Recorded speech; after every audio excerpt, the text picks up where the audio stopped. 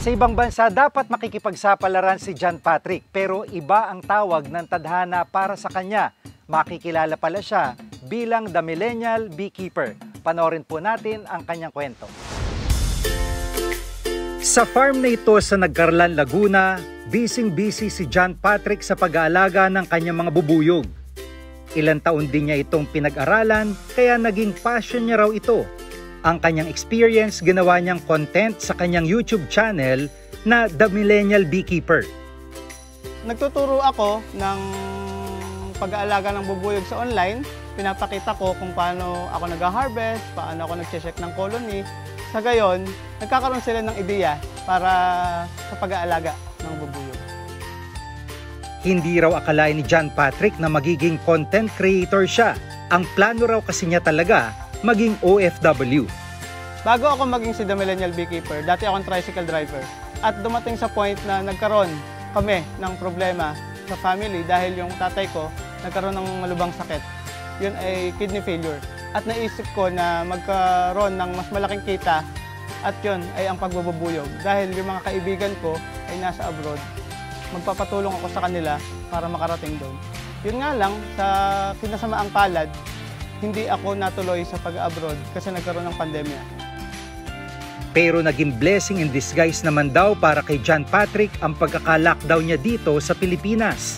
Naitayo niya ang kanyang bee farm sa Nagcarlan, nakapagsimula ng YouTube channel at nakapag-produce ng iba't ibang produkto mula sa bubuyog.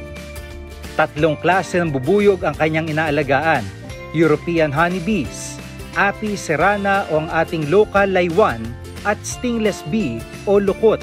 Lahat sila nakukunan niya ng honey at iba pang mga produkto. Ginagawa namin sa harvesting is farm to table. Kumbaga after namin siya i-harvest, ilalagay namin siya direct sa bottle.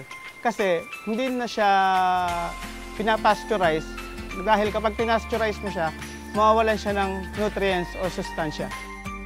Magkakaiba sila ng lasa, magkakaiba sila ng kulay, at minsan magkakaiba sila ng texture. Ang pinakamasustansyang honey ay nanggagaling sa stingless bee honey dahil ang kanyang glycemic index ay mababa lang kumpara sa ibang honey.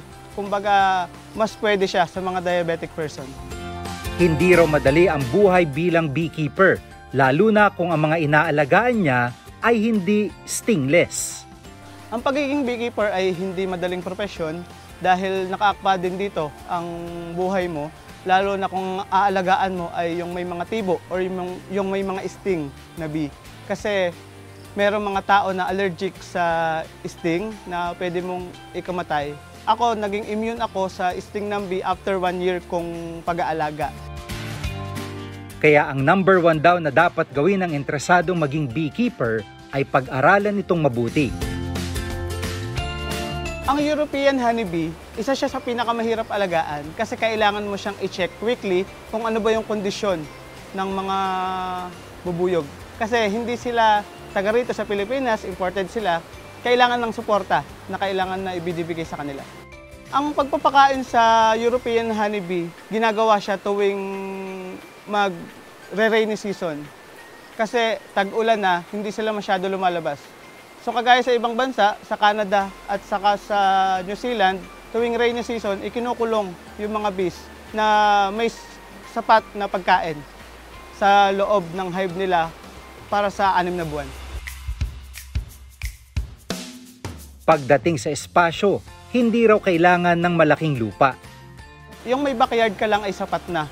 Pero ang pinakamahalaga doon is meron kang mga flowering fruits or kaya fruit-bearing trees na magbibigay sa kanila ng source of food. Nabago man ang plano ni John Patrick dahil sa pandemya, ipinagpapasalamat pa rin daw niya kung saan siya dinala ng tadhana. Ang pandemic, naging blessing in disguise siya sa akin kasi noon lumakas yung honey. Hinanap siya ng maraming tao, hinanap yung tunay na nagbebenta ng honey at doon nakilala si The Millennial Beekeeper.